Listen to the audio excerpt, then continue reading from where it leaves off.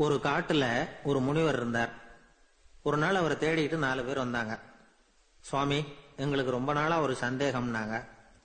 என்னன்னு கேட்டார். இந்த உலகத்துல எவ்வளவோ காரியங்கள் நடக்குது, எது நியாயம் எது அநியாயம் அப்படின்னு புரிஞ்சுக்க முடியலன்னாங்க.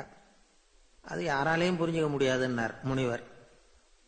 வந்தவங்களுக்கு ஆச்சரியமா போச்சு, ஒரு மாதிரியா பார்த்தாங்க. இத முனிவர் கவனிச்சார். சரி, புறப்படுங்க என்னோடன்னார். எங்கன்னு கேட்டாங்க.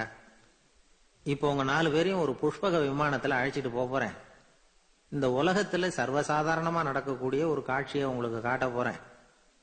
நீங்க பார்க்க போற அந்த காட்சி நியாயமா அநியாயமா அப்படிங்கறத என்கிட்ட சொல்லணும்.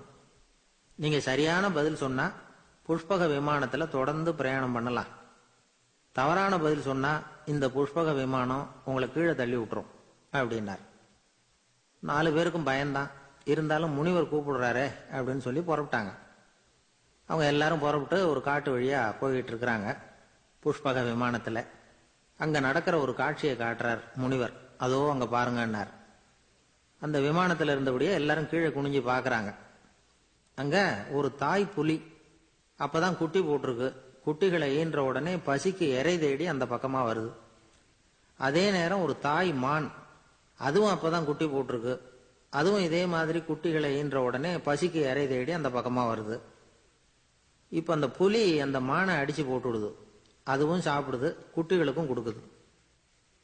இப்போ அந்த புலி குட்டிகள் முகத்துல மகிழ்ச்சி, தாயை இழந்த அந்த மான் குட்டிகள் முகத்துல துக்கம்.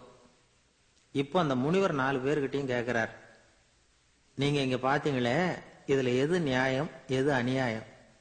ஒவ்வொருத்தரா சொல்லுங்க. உங்க பதில் சரியில்லைன்னா இந்த விமானம் உங்களை கீழே தள்ளி விட்டுரும். சொல்லுங்க பார்க்கலாம்னார். முதல்ல ஒருத்தன் சொன்னான், அந்த புலி செஞ்சது சரிதாங்க. அது பசிக்கு அதுதான் ஆகாரம். தன்னுடைய பசிக்கு தானே இறை தேடிக்கிட்டது. அதுல என்ன தப்பு? அவ்வளவுதான். அதனால புலி செஞ்சது நியாயம்தான் அப்படின்னா. அவ்வளவுதான், அந்த விமானம் அவனை அப்படியே கீழே தள்ளி விட்டுட்டுது. அதனால அவன் கொடுத்த பதில் சரியில்லை அப்படிங்கிறது புரிஞ்சு போச்சு.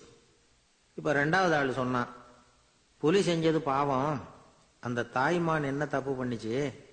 இப்ப அந்த குட்டிகளுக்கு யாரு ஆதரவு? அதனால புலி செஞ்சது அநியாயம் அப்படின்னா. அவ்வளவுதான், அவனையும் கீழே தள்ளி விட்டுடுது அந்த விமானம்.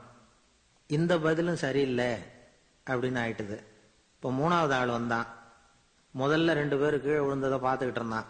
அதனால அவன் சொன்னான், ரெண்டுமே நியாயம்தாங்க. புலி இறை தேடினதும் இயற்கை, அதுக்கு மான் இறையானதும் இயற்கை. அதனால இதுல ஒன்றும் தப்பு இல்லைன்னா. அவ்வளவுதான், அவனையும் அந்த விமானம் கீழே பிடிச்சி தள்ளி விட்டுது. இப்ப 4வது ஆள் வந்தான்.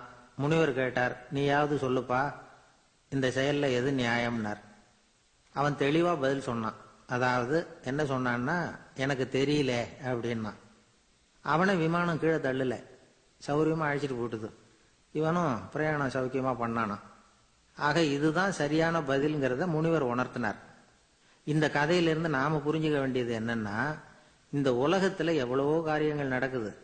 அதெல்லாம் ஏன் அப்படி நடக்குதுங்கிறதுக்கு எப்பேற்பட்ட பண்டிதராலும் பதில் சொல்ல முடியாது. தெரியாததை தெரியாதுன்னு ஒத்துக்கிட்டா வாழ்க்கை பிரயாணம் சுகமா இருக்கும். அதனால தேவையில்லாத விஷயங்களை புரிஞ்சுக்கிறதுக்கு நேரத்தை செலவு பண்ணிட்டு இருக்க கூடாது. வாழ்க்கையை குழப்பிக்க கூடாது. வாழ்க்கைக்கு தேவையானது என்னவோ அதை மட்டும் புரிஞ்சுக்கிட்டா போதும்.